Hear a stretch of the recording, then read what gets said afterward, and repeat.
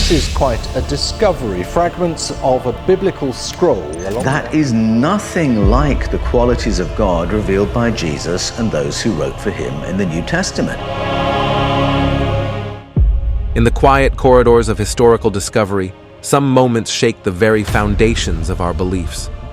Imagine a scene where a Bible translator, entrusted with the sacred task of interpreting ancient scriptures, suddenly breaks down in tears because of shocking revelations. Centuries-old secrets buried in dusty scrolls, guarded by time itself, are now unraveling before our eyes. What secrets lie hidden within these sacred texts, and how have they been misunderstood for centuries? Join us as we delve into the shocking details of how this scholarly Bible translator recently broke down in tears. In his words, "They lied to us for 2,000 years." Mauro Biglino, Alien Encounters in Ancient Texts. For centuries, our grasp of biblical texts has been limited, similar to trying to discern shapes in a poorly lit room. Recently, two bold scholars, Wallis and Mauro Biglino, have shed light on a new perspective, revealing that our previous understanding of these texts was akin to mistaking familiar forms for something entirely unfamiliar. Mauro Biglino, an Italian scholar, has spent decades meticulously examining the Masoretic Hebrew texts. His journey began with a project for the Catholic publisher Edizioni San Paolo, and his work has brought new insights that challenge long-standing biblical interpretations with remarkable precision. By translating 17 books of the Old Testament, Biglino has highlighted clear differences between the original Hebrew writings and their traditional English versions. His bold and precise approach presents the texts plainly, often clashing with established religious interpretations. Biglino's courageous analysis of the scriptures has made him a controversial figure, especially among conservative groups. He advocates for a straightforward reading of the Hebrew texts, which often describe divine events not as mystical occurrences, but as encounters with alien life forms. This perspective aligns with ideas proposed by authors like Erich von Däniken and Zechariah Sitchin. According to Biglino, biblical miracles might actually be ancient people misinterpreting advanced technological acts performed by extraterrestrial visitors. This radical shift in interpretation suggests that many divine and everyday events in the scriptures have been misunderstood. Biglino posits that what were traditionally viewed as divine interventions might, in fact, be accounts of alien visits. This changes the perception of omnipotent gods to possibly misinterpreted interactions with beings from other worlds. Biglino's work goes beyond mere translation. He delves into the implications of his findings for our understanding of human history. In his lectures and published works, he openly discusses these ideas, often sparking intense debates with traditional scholars and theologians who challenge his methods and conclusions. In one of his groundbreaking works, Biglino reinterprets the term commonly translated as God in the Old Testament to mean those who came from the sky. This approach suggests a literal reading that views biblical figures as alien visitors instead of the all-knowing, ever-present God of mainstream Christianity.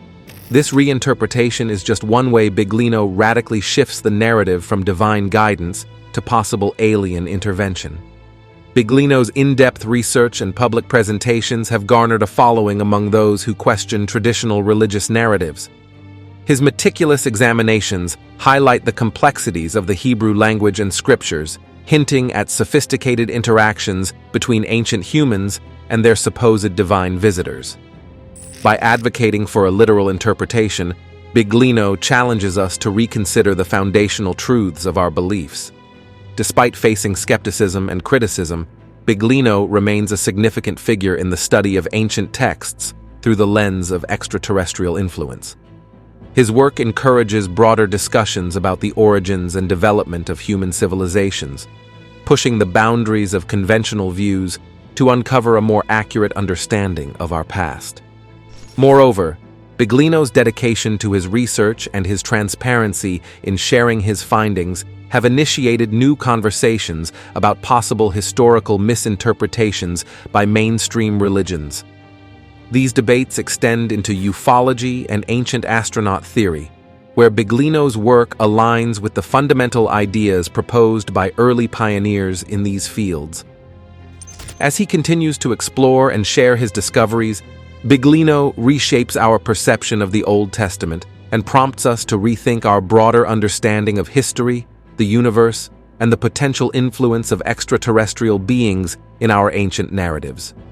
Such revelations are both profound and unsettling, suggesting that our sacred texts might be not divine messages, but rather records of our ancestors' encounters with alien visitors, misunderstood and recorded in their historical context. This shift transforms the story from a heavenly drama to a cosmic misunderstanding that has misled religious leaders and entire societies for thousands of years. A radical interpretation of Elohim. Biglino challenges the conventional understanding of the Bible, suggesting it has deviated significantly from its original form. His approach, which focuses on a literal translation of the sacred texts, leads him to assert a provocative claim. The Bible does not present God in the traditional monotheistic sense. Instead, according to Biglino, it recounts interactions between the family of Jacob and a figure named Yahweh, who is part of a group known as the Elohim. Yahweh's role, under the leadership of Elon, is to govern Israel. This interpretation sets Biglino apart, generating considerable attention and debate. His examination of the term Elohim, central in Christian tradition, adds depth to his unconventional approach to biblical analysis. Traditionally, each name attributed to God signifies a different aspect of his divine nature, despite there being only one deity. The Bible employs various names to describe this singular entity, with Elohim prominently featured, appearing in Genesis's opening verse and over 2,750 times throughout the Old Testament. Elohim typically denotes the supreme or mighty one, extending beyond a single deity to include human leaders, judges, and celestial beings symbolizing sovereign authority or formidable strength. However, Biglino proposes a different interpretation. He proposes that Elohim represents not a singular majestic entity, but a plural term indicating multiple powerful beings, similar to a divine council. This reinterpretation challenges the foundational monotheistic beliefs of Christianity and Judaism, suggesting that biblical stories, including the creation narrative, might involve multiple gods working together, much like in other ancient mythologies. Curiously, in Proverbs chapter 8, a figure is described as a master craftsman during the creation of the earth, hinting at the involvement of other workers in the process. Biglino supports his interpretation linguistically, noting that Hebrew words ending in im are typically plural, reinforcing the idea that Elohim refers to several celestial beings rather than one omnipotent God. Such interpretations have profound implications, potentially reshaping how millions of believers understand their faith, worship practices, and the theological underpinnings of their religions. Biglino's assertion that Elohim is plural offers a fresh way to interpret the Bible and fundamentally alters our perception of the divine. He replaces the traditional image of a solitary, patriarchal God with a more diverse and potentially democratic celestial hierarchy, triggering profound theological and philosophical debates. Despite lacking formal academic training, Biglino's deep dive into Hebrew manuscripts has earned him recognition as a skilled translator and interpreter. His passion for ancient texts and languages is evident in his work, challenging established biblical interpretations and introducing new perspectives. Biglino's ideas attract a wide audience, appealing to scholars and laypeople alike who are intrigued by his revolutionary theories. Biglino's bold reinterpretation places him at the forefront of a movement questioning fundamental aspects of Judeo-Christian religions. Reinterpreting the Bible. Biglino argues that the Bible is a deeply complex text, filled with uncertainties in interpretation due to our limited grasp of ancient scriptures. He insists that a more profound exploration is essential to fully grasp its meanings. This challenges traditional views that often rely on established theological frameworks.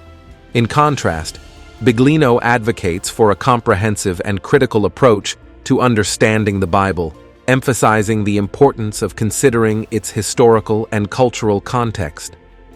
Professor Garbini, a Semitic philology expert at La Sapienza University in Rome, offers a unique perspective on Hebrew language origins. He posits that Hebrew is a South Phoenician Canaanite dialect, part of a larger Canaanite language family. This challenges the traditional notion of Hebrew as a distinct and separate language. Garbini's research centers on the Hebrew reconstruction during the first millennium AD, a period influenced more by theological considerations than linguistic analysis. This suggests that our understanding of Hebrew is shaped by theological biases rather than purely linguistic factors. The publication of 177 Old Testament books directly translated from the Masoretic text by Biglino through Edizioni San Paolo has been instrumental in presenting his interpretations to the public. Initially unremarkable, these translations gained significance when integrated into the Hebrew Interlinear Bible edition. This edition provides readers with a literal, side-by-side translation of the Hebrew text, enhancing their understanding of its depth and nuances.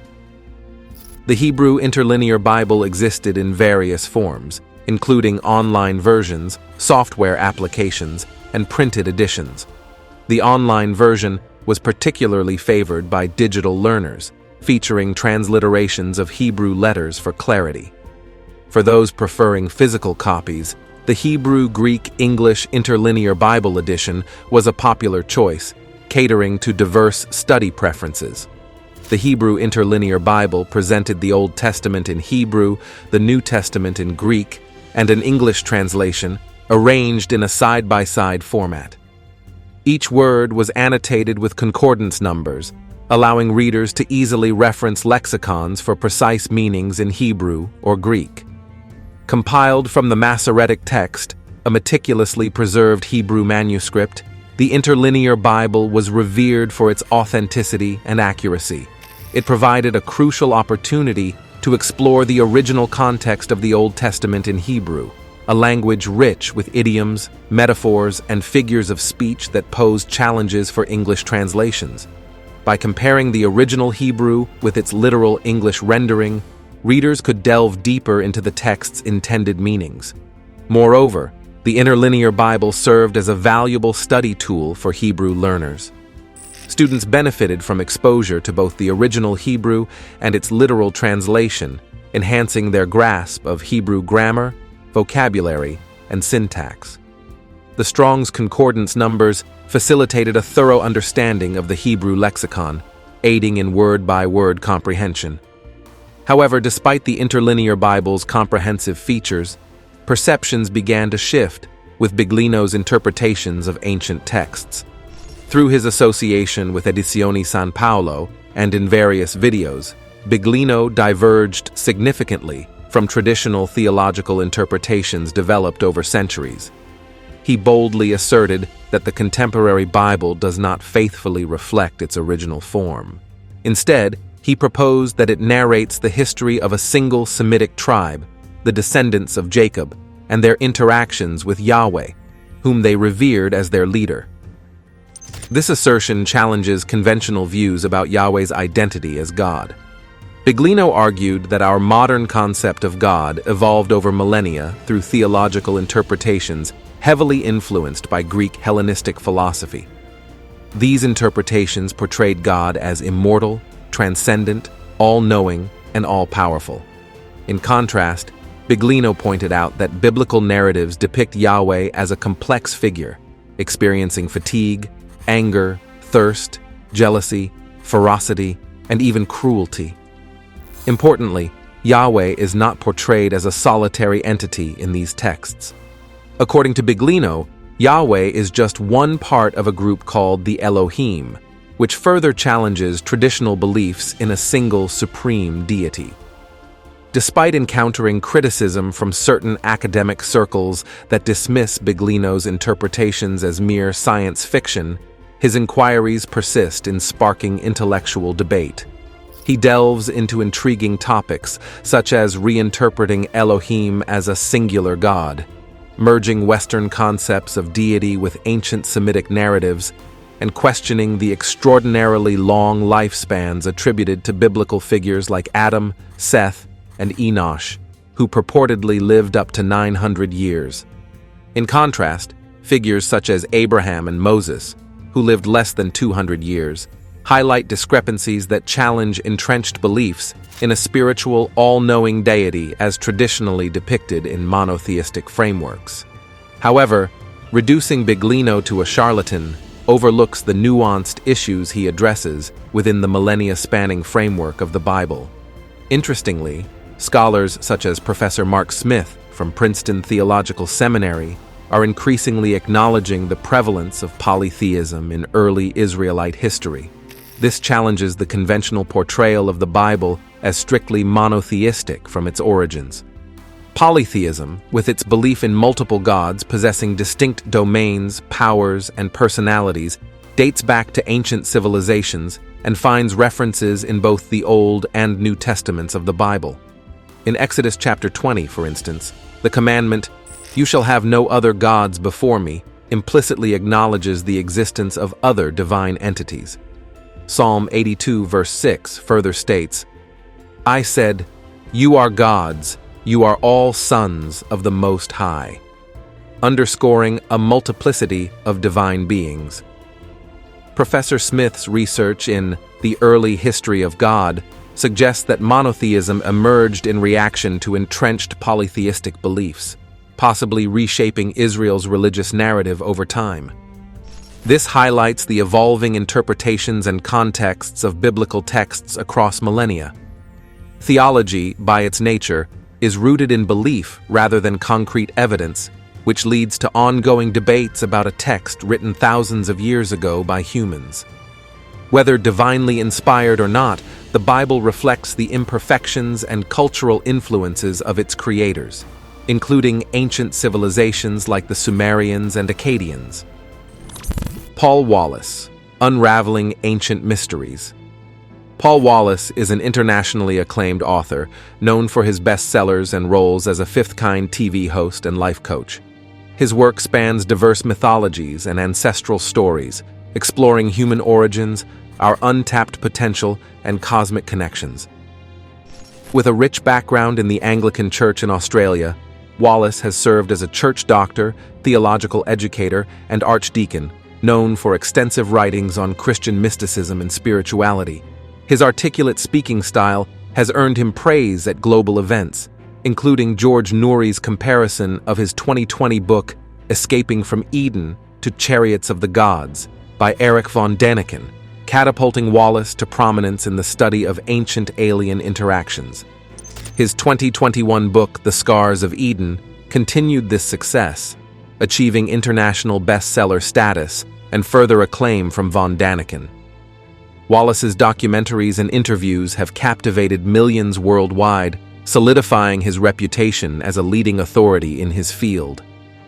Wallis's exploration, particularly in his Eden series, marked a significant shift from his previous adherence to narrow Christian orthodoxy. He began to see the Bible not as a single narrative about God, but rather as a collection of stories portraying various entities from the earliest passages to the final verses, including the complex debate over the term Elohim.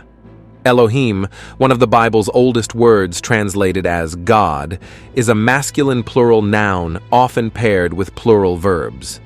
Wallis's deep analysis of this linguistic detail revealed that the plural form of Elohim isn't just a grammatical quirk. It reflects an ancient understanding where Elohim represented a collective of distinct beings. Paul Wallis, as a historian, extensively studied the Hebrew canon, also known as the Tanakh. This collection of Jewish religious texts is divided into three main sections: the Torah, the Nevi'im, and the Ketuvim. Over centuries, these sections were compiled to form the official version during the Second Temple period from 516 BCE to 70 CE. The Torah, often called the Pentateuch, is the first and most sacred part of the Hebrew canon. It consists of 5 books: Genesis, Exodus, Leviticus, Numbers, and Deuteronomy. According to Jewish tradition, Moses received the Torah directly from God on Mount Sinai, making it foundational in Judaism. Following the Torah, the Nevi'im contains historical and prophetic writings, including books like Joshua, Judges, Samuel, Kings, Isaiah, Jeremiah, Ezekiel, and the 12 minor prophets. These texts convey messages from God through prophets designated to guide the Israelite nation. The final sections of the Hebrew Bible, the Ketuvim, encompass various literary genres such as poetry, wisdom literature, historical accounts, and apocalyptic writings. The formation of the Hebrew Bible was a complex process influenced by historical, cultural, and religious factors. The canon evolved, with different texts considered for inclusion or exclusion. By the end of the Second Temple period, the structure of the Hebrew Bible as we know it today was established and has remained unchanged since then. In the Hebrew canon, there exists the concept of the Sky Council, a gathering of multiple entities referred to as Elohim. Wallis argues in his Eden series that these narratives involving Elohim make more sense when the term is either left untranslated or interpreted as the powerful ones. This aligns with Biglino's perspective, advocating to retain Elohim untranslated, which not only clarifies the stories, but also confronts moral dilemmas arising from the violent and seemingly unjust actions attributed to these powerful beings. The traditional translation of Elohim as a single god overlooks the violence involving humans caught in conflicts among the Elohim. Wallis proposes that by interpreting Elohim as the powerful ones, we uncover these stories as condensed versions of ancient Mesopotamian tales from Sumeria, Babylonia, Akkadian, and Assyria. However, Wallis's interpretation faces resistance from those entrenched in traditional faith, especially when it challenges the Christian doctrine of the Holy Trinity. Critics argue that the plural form of Elohim aligns with the Trinity's view of God, Father, Son, and Holy Spirit, suggesting no misinterpretation exists. Wallis counters that the concept of the Holy Trinity emerged centuries after the Bible's writing, questioning whether it reflects the original author's intentions. Moreover, later editors of the Hebrew canon promoted a monotheistic theology, rejecting beliefs in multiple deities. This shift is evident in replacing the sacred name Yahweh for earlier Elohim references in texts like Genesis chapter 3 and Genesis chapter. Such editorial changes raise moral uncertainties about actions attributed to a holy and loving God, particularly instances of destruction or regression in civilizations, as depicted in Genesis 11. Wallis challenges why a holy God would commit genocide or regress societies, prompting questions about conflicts among the Father, Son, and Holy Spirit. He argues that such conflicts do not pertain to the Holy Trinity, suggesting various acts that remain morally ambiguous and contradictory if interpreted otherwise. These revisions provoke debates over whether Elohim in biblical texts truly represents the Holy Trinity. The original tales likely recount distinct events, with Elohim possibly denoting the powerful ones, beings possibly more advanced than humans, but not clearly defined. This interpretation encourages refraining from conclusive judgments based solely on the term Elohim. In T. Clark's book, The Theology of the Old Testament, edited by Stuart Dingwall Salmond, theologian Andrew B. Davidson's quote discusses how angels belong to the category of Elohim. This point highlights the diverse meanings of Elohim across Hebrew scriptures, as noted by Wallis. Elohim can denote God, leaders, judges, landowners, or angels depending on the specific context. Now it's time for today's subscriber pick. In a dimly lit chamber lined with ancient scrolls, Professor Jonathan Wells pored over texts older than civilization itself. His lifetime of devotion to unraveling the mysteries of language had brought him here, to the heart of a discovery that would shake the foundations of faith and history. As he translated the faded words of a manuscript unearthed from beneath the sands of Egypt, a chilling realization dawned.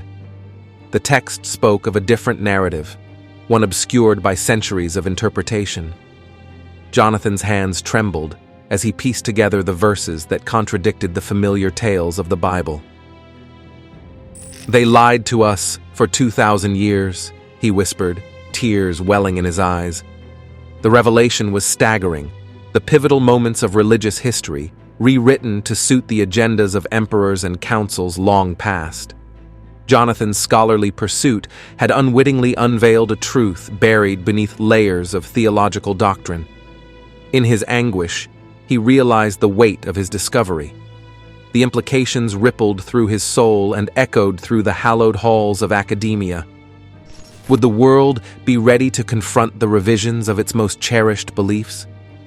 With trembling hands, Jonathan penned his findings, his heart torn between the duty to truth and the fear of upheaval. For in that moment, he understood that some truths are too profound to remain hidden, even if they challenge the very fabric of faith and history. As he emerged from the chamber with ancient scrolls in hand, a haunting question lingered in Jonathan's mind. Could humanity bear the weight of a truth long buried beneath centuries of myth? Divine complexity in biblical texts. The term Elohim is a fascinating example of linguistic versatility within the biblical texts. It refers to the singular, transcendent God, but also encompasses various other entities.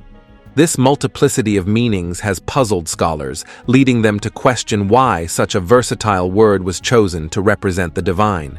Instead of asking, does Elohim mean more than just God?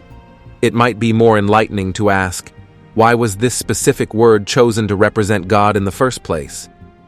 Andrew Davidson suggests that Elohim, meaning powers, is applied from the human perspective to all entities perceived as superior to mankind, including the divine and celestial beings.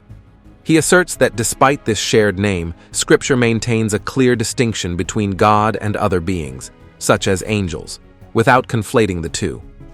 However, Wallis argues that this explanation doesn't fully address the diverse applications of Elohim across different contexts, where it can imply angels, false gods, demons, judges, or God.